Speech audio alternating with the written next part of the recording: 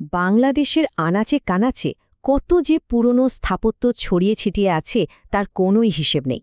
আর এগুলোর মধ্যে সবচেয়ে পরিচিত হল জমিদার বাড়ি।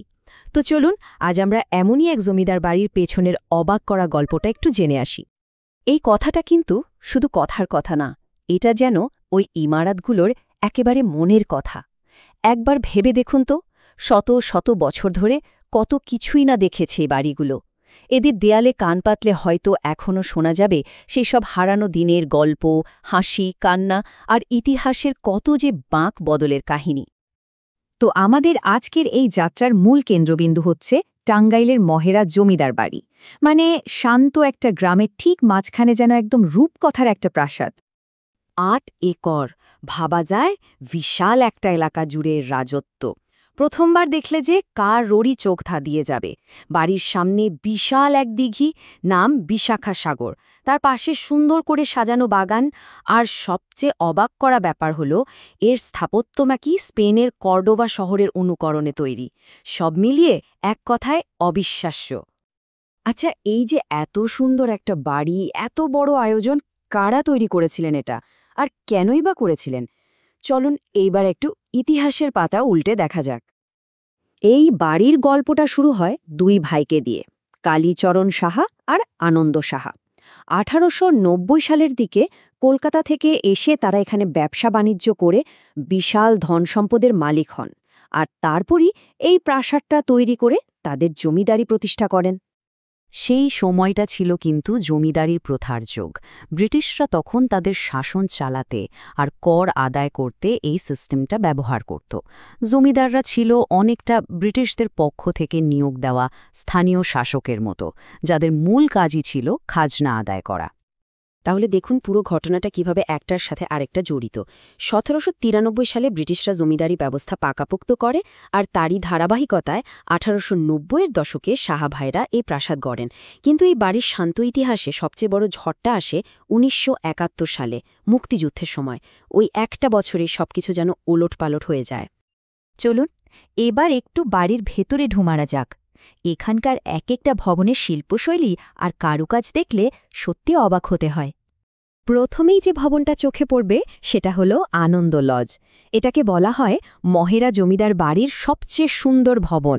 নীল আর সাদা রঙের কি দারুণ একটা কম্বিনেশন, আর সামনে 8টা বিশাল পিলার আর একেবারে 3 তলা পর্যন্ত উঠে যাওয়া ঝুলন্ত বারান্দা, সবকিছু মিলে একটা রাজকীয় ব্যাপার। আনন্দ লজের পাশেই আছে মহারাজ লজ। এটা আবার বাইজেন্টাইন স্টাইলে তৈরি, গোলাপি রঙের, সামনে 6টা পিলার। আর সবচেয়ে মজার ব্যাপার কি জানেন? এর পেছনে জমিদারদের খেলার জন্য একটা টেনিস কোর্টও ছিল। ভাবা যায় সেই যুগে টেনিস কোর্ট। এরপর আসি চৌধুরী লজে। এটা পিলারগুলো আবার রোমান স্থাপত্যের মতো করে বানানো। এই ভবনটার রঙও গোলাপি, আর এর ভেতরের ছাদের ডিজাইনটা দেখার মতো, একদম ঢেউ খেলানো, অসাধারণ কাজ। আর একদম শেষে আছে কালীচরণ লজ। এটা জমিদারি প্রথার প্রায় শেষের দিকে তৈরি হয়েছিল, তাই এর ডিজাইনটাও একটু অন্যরকম। ইংরেজি ইউ অক্ষরের মতো করে বানানো এই ভবনটা এখন একটা পুলিশ জাদুঘর। তাহলে কি দাঁড়ালো ব্যাপারটা? ইউরোপীয়, বাইজেন্টাইন, রোমান, এক একটা ভবন যেন এক একটা আলাদা স্থাপত্যের গল্প বলছে। এই যে এত বৈচিত্র্য, এটাই আসলে তৎকালীন জমিদারদের রুচি আর ক্ষমতার একটা অসাধারণ প্রমাণ দেয়।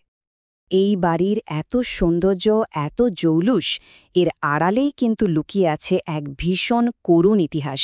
চলুন এবার সেই গল্পটা শোনা যাক, যখন এই প্রাসাদ ইতিহাসের এক ভয়াবহ ঘটনার সাক্ষী হয়েছিল। 1971 শুধু একটা সাল নয়, এটা এমন একটা বছর যা সব কিছু পাল্টে দিয়েছিল।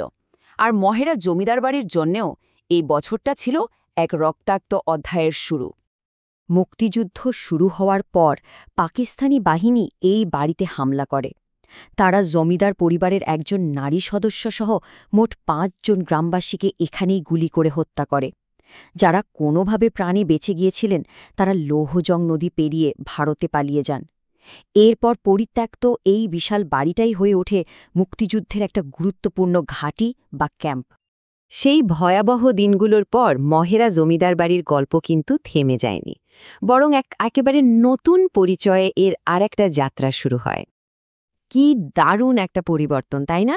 যে বাড়িটা এক সময় ছিল জমিদারদের ব্যক্তিগত আরাম আয়েশের জায়গা, স্বাধীনতার পর সেটাই হয়ে গেল পুলিশ ট্রেনিং স্কুল, আর আজ এটা একটা পুরো দস্তুর পুলিশ ট্রেনিং সেন্টার, আর সেই সাথে সাধারণ মানুষের জন্য একটা দর্শনীয় স্থান।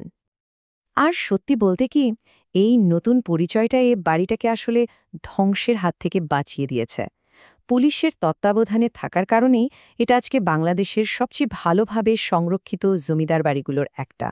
না হলে হয়তো এরও দশা অন্য অনেক বাড়ির মতোই হতো।